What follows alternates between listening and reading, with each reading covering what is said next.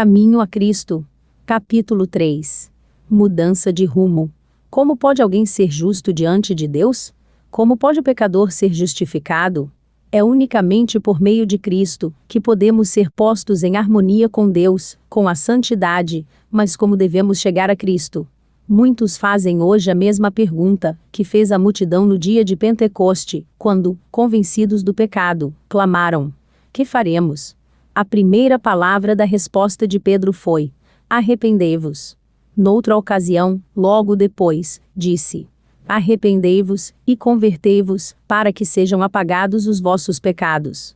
O arrependimento compreende tristeza pelo pecado e afastamento do mesmo. Não renunciaremos ao pecado, enquanto não reconhecermos a sua malignidade. Enquanto dele não nos afastarmos sinceramente, não haverá em nós uma mudança real da vida. Muitos há que não compreendem a verdadeira natureza do arrependimento.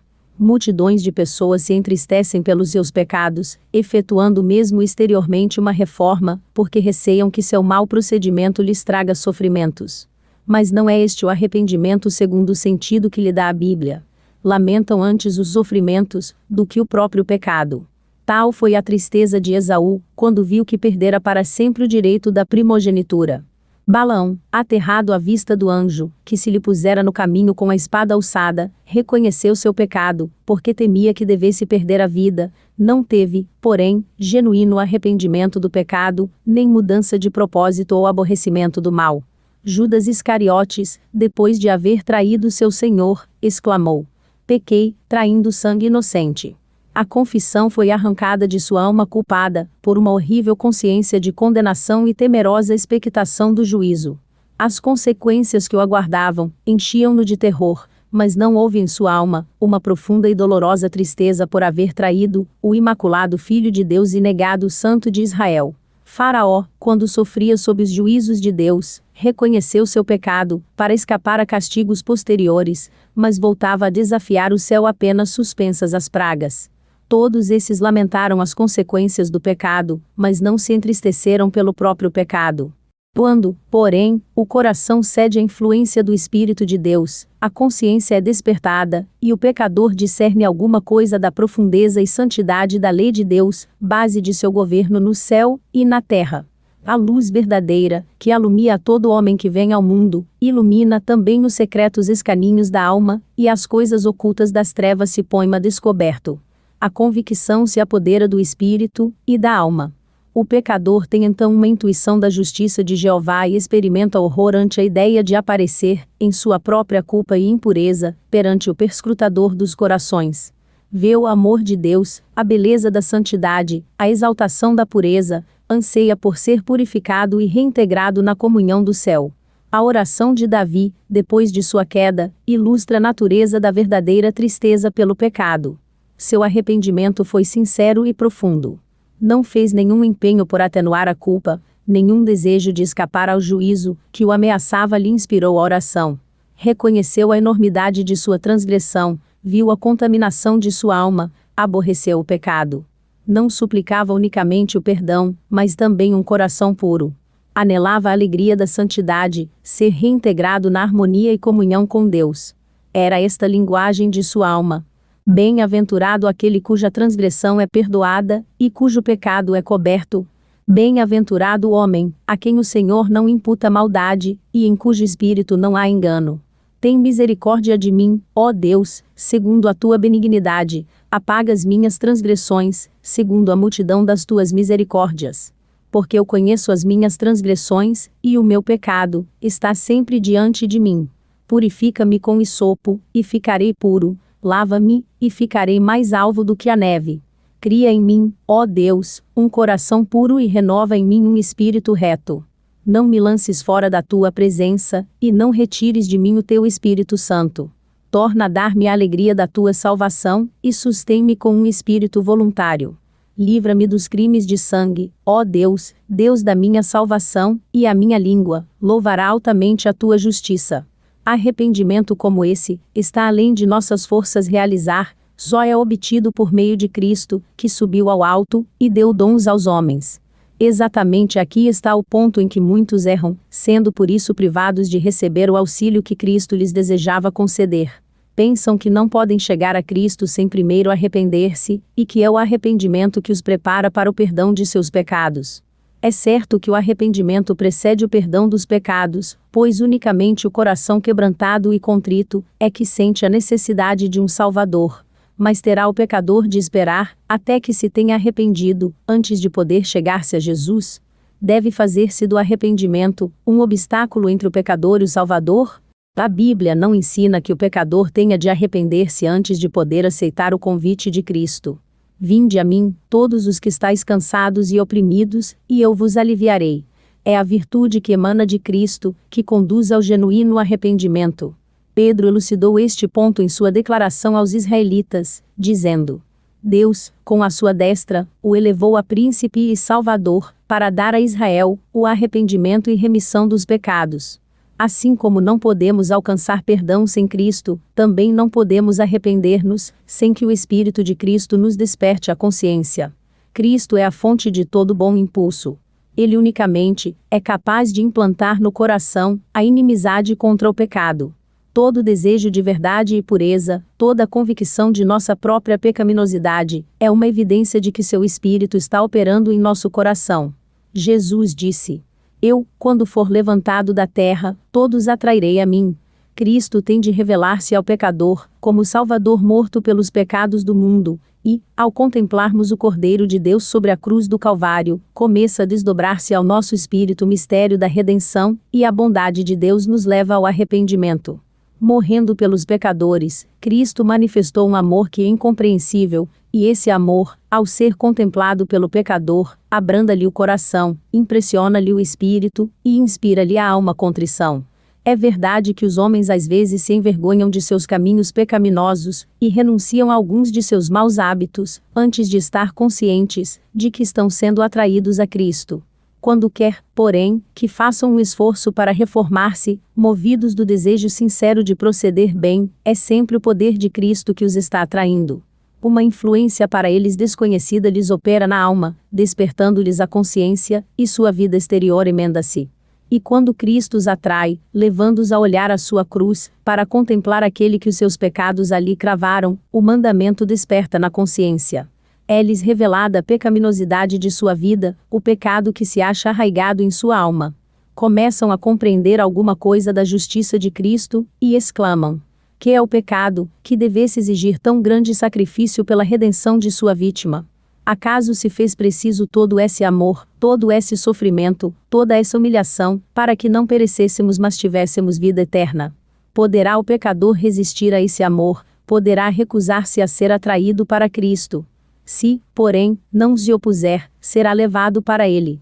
O conhecimento do plano da salvação levá-lo a assento agudo ao pé da cruz, arrependido de seus pecados, que causaram os sofrimentos do amado Filho de Deus. O mesmo poder divino, que opera nas coisas da natureza, fala ao coração dos homens, neles criando um desejo inexprimível de algo que não possuem. As coisas do mundo não podem satisfazer aos seus anseios.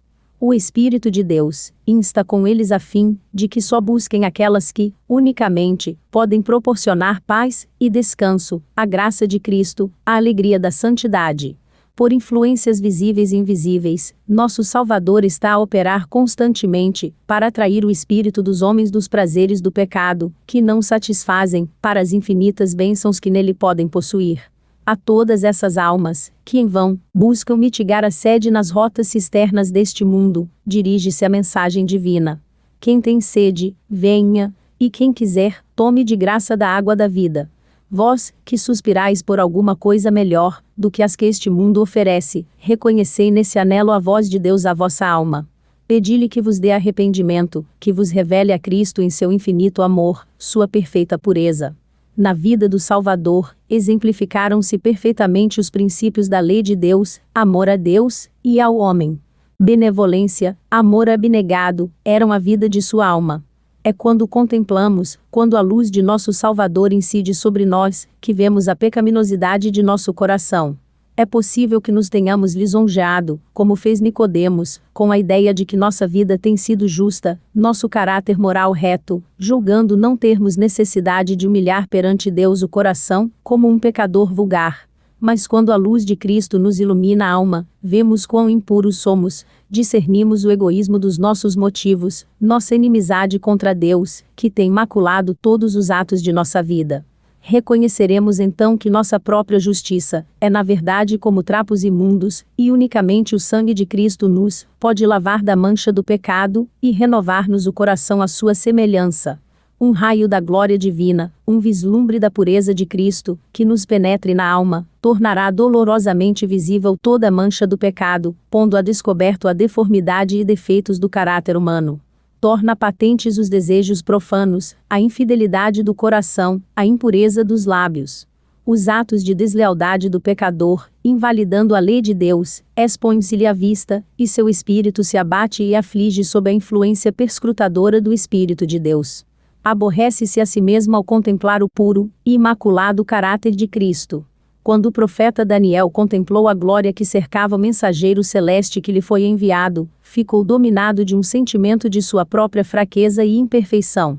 Descrevendo o efeito da cena maravilhosa, diz ele: "Não ficou força em mim, e transmudou-se em mim a minha formosura em desmaio, e não retive força alguma. A alma assim comovida odiará seu egoísmo, aborrecerá seu amor próprio, e buscará, pela justiça de Cristo, a pureza de coração, que está em harmonia com a lei de Deus, e o caráter de Cristo." Diz Paulo que segundo a justiça que há na lei, no que respeita aos atos exteriores, ele era irrepreensível, quando, porém, chegou a discernir o caráter espiritual da lei, reconheceu-se pecador. Julgado pela letra da lei, segundo os homens a aplicam à vida exterior, havia-se afastado do pecado, mas quando olhou as profundezas dos santos preceitos, e se viu a si próprio como via Deus, prostrou-se, humilde, e confessou a culpa. Diz ele: "Eu, na algum tempo, vivia sem lei, mas, vindo o mandamento, reviveu o pecado, e eu morri." Quando viu a natureza espiritual da lei, o pecado se lhe apresentou em toda a sua verdadeira hediondez e desvaneceu-se-lhe o amor próprio. Deus não considera todos os pecados igualmente graves. Há aos seus olhos, como aos do homem, gradações de culpa, por mais insignificante, porém, que este ou aquele mau ato possa parecer aos olhos humanos, pecado algum é pequeno à vista de Deus. O juízo do homem é parcial, imperfeito, mas Deus avalia todas as coisas como são na realidade. O bêbado é desprezado, e disse-lhe que seu pecado o excluirá do céu, ao passo que o orgulho, o egoísmo e a cobiça muitas vezes não são reprovados. No entanto, esses são pecados especialmente ofensivos a Deus, pois são contrários à benevolência de seu caráter, e àquele desinteressado amor, que é a própria atmosfera do universo não caído.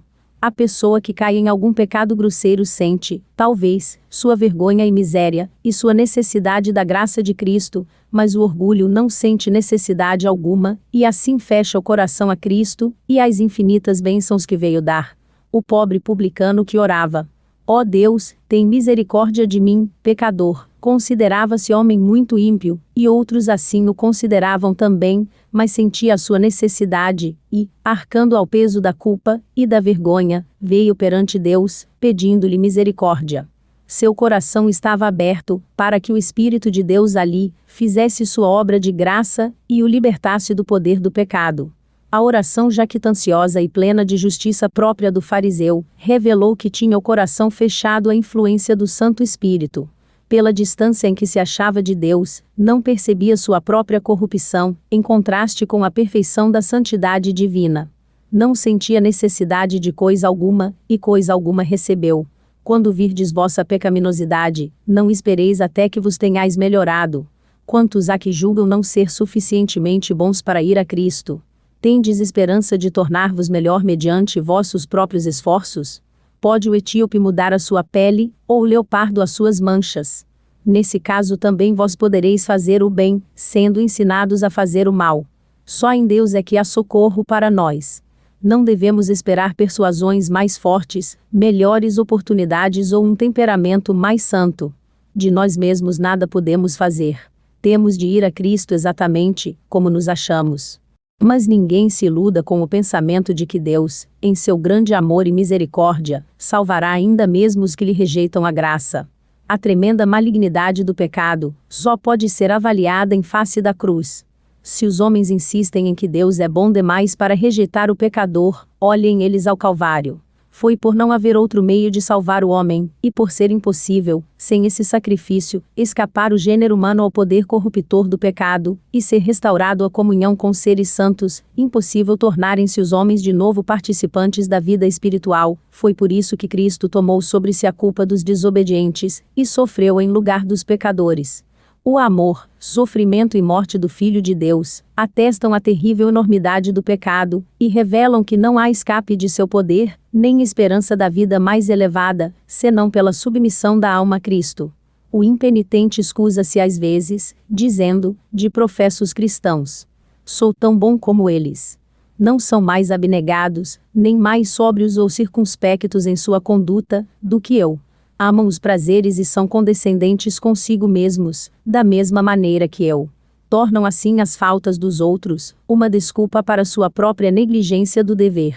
Mas os pecados e defeitos alheios não excusam a pessoa alguma, pois o Senhor não nos deu um modelo falível e humano. O imaculado Filho de Deus é que nos foi dado para exemplo, e os que se queixam do mau procedimento de professos cristãos são justamente os que deveriam apresentar melhor vida e mais nobre exemplo. Se tem tão elevado conceito do que deve ser o cristão, não será tanto maior o seu próprio pecado? Sabem o que é justo, todavia se recusam a fazê-lo. Guardai-vos da procrastinação. Não adieis a obra de abandonar vossos pecados, e buscar, por Jesus, a pureza de coração. Nisto é que milhares e milhares têm errado, para sua perda eterna. Não me demorarei aqui sobre a brevidade e incerteza da vida, mas há um terrível perigo que não é compreendido suficientemente, em adiar atender a voz suplicante do Santo Espírito de Deus, preferindo viver em pecado, pois isto é o que é, na verdade, esse retardamento. Só com risco de infinita perda é que podemos condescender com o pecado, por pequenino que seja. O que nós não vencermos, vencer-nos-á acento-agudo a nós, operando a nossa destruição. Adão e Eva persuadiram-se de que, de questão tão insignificante, como fosse comer do fruto proibido, não poderiam resultar tão terríveis consequências, como as de que Deus os avisara. Mas essa questão insignificante constituía uma transgressão da imutável e santa lei divina, e separou o homem de Deus, abrindo os diques da morte, e trazendo sobre o mundo misérias indizíveis. Século após século tem subido da terra um contínuo grito de lamento, e toda a criação geme aflita, em resultado da desobediência do homem. O próprio céu sentiu os efeitos de sua rebelião contra Deus. O Calvário aí está como um monumento do estupendo sacrifício exigido, para expiar a transgressão da lei divina. Não consideremos o pecado coisa trivial.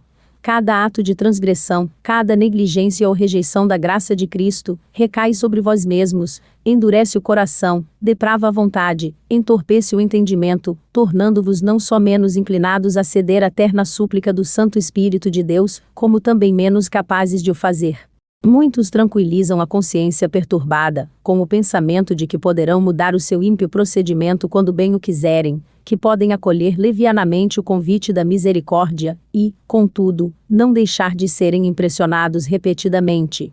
Julgam que, depois de haverem desprezado o Espírito da graça, depois de haverem posto sua influência do lado de Satanás, em um momento de terrível aflição poderão mudar sua vida. Mas isto não é tão fácil. A experiência, a educação de toda uma vida, moldou o caráter de tal maneira, que poucos há que então, desejam receber a imagem de Jesus. Um mau traço de caráter que seja, um só desejo pecaminoso, acariciado persistentemente, acabará neutralizando todo o poder do Evangelho. Toda condescendência pecaminosa fortalece a aversão da alma para com Deus. O homem que manifesta uma incredulidade obstinada, ou uma estulta indiferença para com a verdade divina, está apenas colhendo aquilo que ele mesmo semeou. Em toda a Bíblia, não existe advertência mais terrível contra o brincar com o mal, do que as palavras do sábio, de que o pecador com as cordas do seu pecado, será detido. Cristo está pronto para libertar-nos do pecado, mas não força a vontade, e se pela persistente transgressão, a própria vontade estiver inteiramente inclinada ao mal, e não desejarmos ser libertados, não querendo aceitar a sua graça, que mais poderá ele fazer? Nós mesmos nos destruímos, por nossa deliberada rejeição de seu amor. Eis aqui agora o tempo aceitável, eis aqui agora o dia da salvação. Se ouvirdes hoje a sua voz, não endureçais o vosso coração. O homem vê o que está diante dos olhos, porém o Senhor olha para o coração, esse coração humano com suas emoções de alegria e tristeza em conflito, coração volúvel e extraviado, que serve de habitação, a tanta impureza e engano. Ele lhe conhece os motivos, seus próprios intentos e propósitos. Ide a ele com vossa alma toda manchada, como se acha. Como o salmista, abri de par em par, suas câmaras aos olhos que tudo veem, exclamando: sonda-me, ó Deus, e conhece o meu coração, prova-me e conhece os meus pensamentos. E vê se há em mim algum caminho mau, e guia-me pelo caminho eterno. Muitos adotam uma religião intelectual, uma forma de piedade, sem que seja purificado o coração. Seja a vossa prece. Cria em mim, ó Deus, um coração puro e renova em mim um espírito reto. Tratai sinceramente com vossa alma. Sede fervorosos e constantes, como se estivesse em jogo vossa vida mortal. Esta é uma questão que tem de ser resolvida entre Deus e vossa alma, e resolvida para a eternidade. Uma esperança, meramente suposta, demonstrar-se-á assento de vossa ruína. Estudai, com oração, a palavra divina. Ela vos apresenta, na lei de Deus, e na vida de Cristo, os grandes princípios da santidade, sem a qual ninguém verá o Senhor. Convence do pecado, revela claramente o caminho da salvação. Dai-lhe ouvidos, como a voz de Deus falando à vossa alma. Ao verdes a enormidade do pecado, ao vos verdes a vós mesmos tais quais sois, não vos entregueis ao desespero. Foi para salvar a pecadores que Cristo veio. Não somos nós os que devemos reconciliar a Deus conosco, mas, ó maravilhoso amor, Deus em Cristo está reconciliando consigo o mundo. Está procurando atrair, por seu terno amor, o coração de seus filhos erradios. Nenhum pai terrestre poderia ser tão paciente com as faltas e erros de seus filhos, como é Deus, com os que busca salvar. Ninguém poderia estar mais ternamente com o transgressor. Jamais lábios humanos dirigiram ao extraviado súplicas mais ternas do que ele. Todas as suas promessas, suas admoestações, não são senão suspiros de um amor inexprimível. Quando Satanás se chega a vós, para vos dizer que sois grande pecador, erguei os olhos ao vosso Redentor, e falai de seus méritos. O que vos ajudará, é olhar para sua luz. Reconhecei vossos pecados, mas dizei ao inimigo, que Cristo Jesus veio ao mundo, para salvar os pecadores, e que por seu inefável amor podereis ser salvos. Jesus dirigiu a Simão uma pergunta acerca de 2 devedores. Um devia ao seu senhor uma soma pequena, e o outro uma importância muito grande, mas perdoou a dívida a ambos.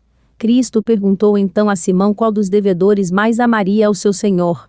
Simão respondeu: tenho para mim que é aquele a quem mais perdoou. Fomos grandes pecadores, mas Cristo morreu para que fôssemos perdoados. Os méritos de seu sacrifício são suficientes para serem apresentados ao Pai em nosso favor. Aqueles a quem mais perdoou mais o hão de amar, e mais próximos de seu trono se hão de achar, para o louvar por seu grande amor e infinito sacrifício.